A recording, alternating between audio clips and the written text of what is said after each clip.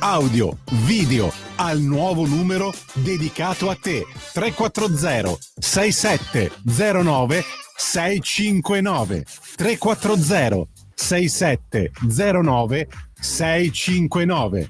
Rimani connesso con Radio Libertà, la tua radio.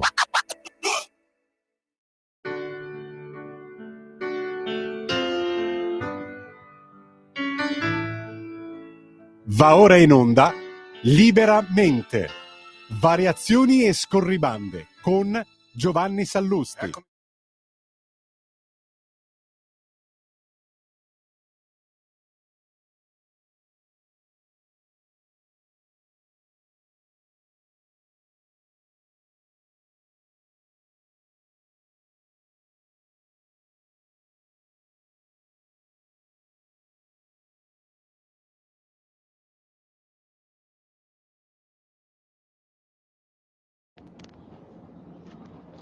Buongiorno a tutti e bentornati a Liberamente, variazioni e scorribande qui su Radio Libertà. Allora volete sapere l'ultima sul Trump ferito che mostra il suo volto sfregiato al suo elettorato e metaforicamente a tutta l'America?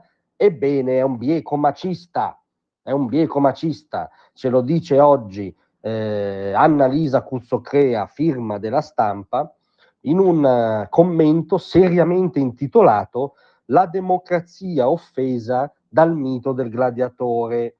Noi pensavamo la democrazia fosse stata offesa dallo sparatore, dall'attentatore, dall'idea di eliminare il candidato repubblicano via proiettile, ma no, evidentemente ci sbagliamo. La democrazia è offesa dal mito del gladiatore.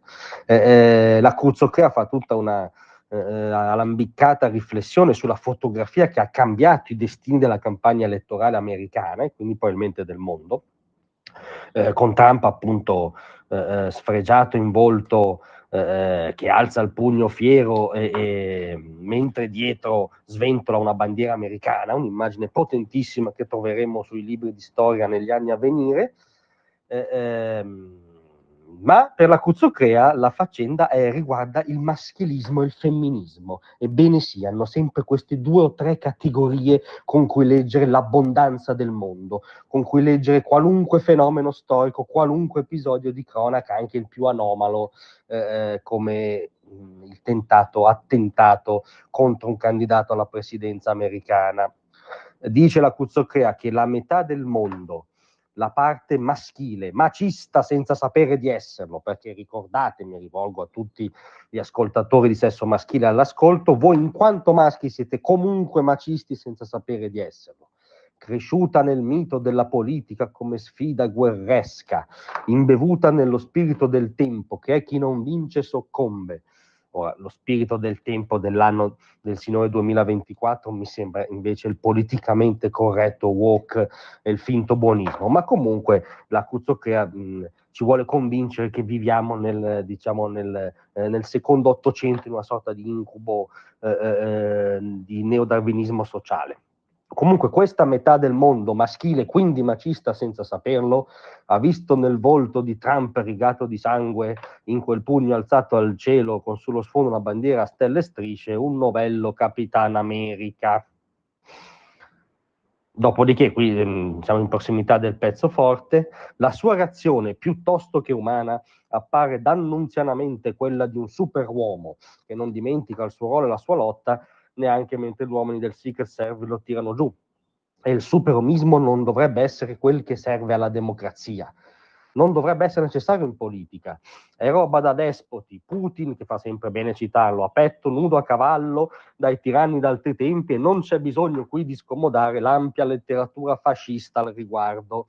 Non c'è bisogno di scomodarlo, ma intanto lo citiamo, il fascismo, che anche quello è sempre utile per le firme pseudo-progressiste nostrane. Ma qui c'è un colossale equivoco.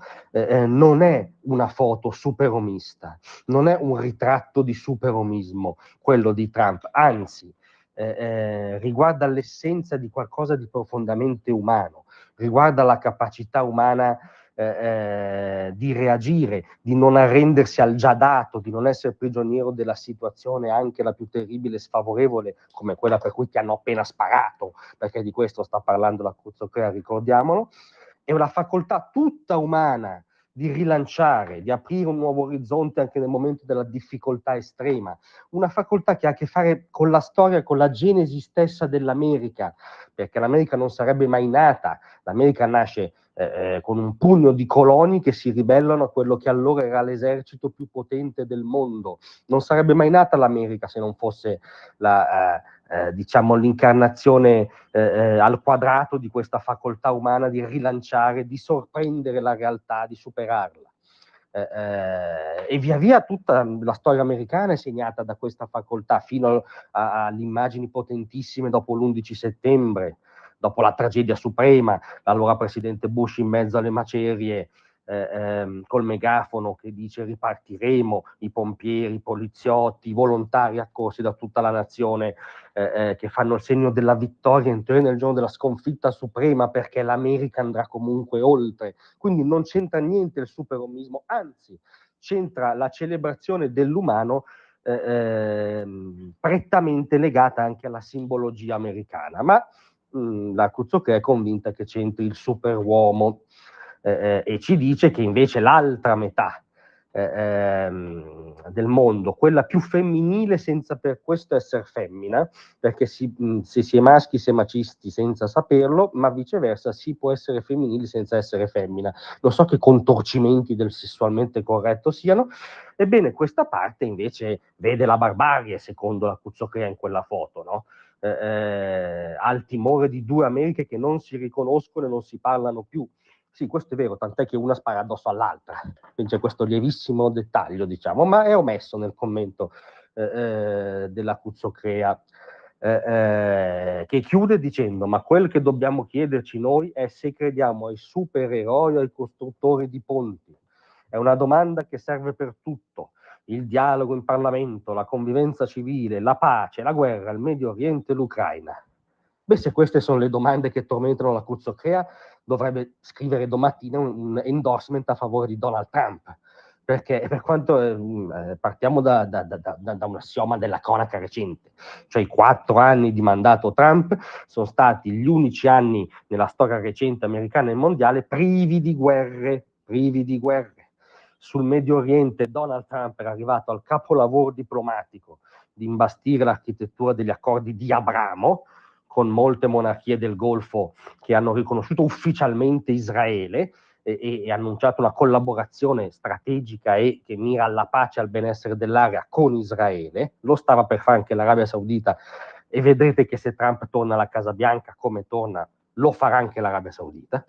Se lo tormenta l'Ucraina, di nuovo non può che essere ultra-trampiana, perché non può che ricordarsi che gli unici anni in cui Putin non ha invaso un paese, non ha messo a segno una conquista, non ha mosso i carri armati nel suo delirante imperialismo post-sovietico, sono gli anni di Trump. Se gli interessa la pace globale, altro che supereroi, la Cuzzocrea si dichiari trampiana domani mattina.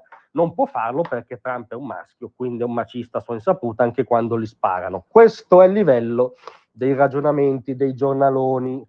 Grazie a tutti, vi aspetto stasera alle 18.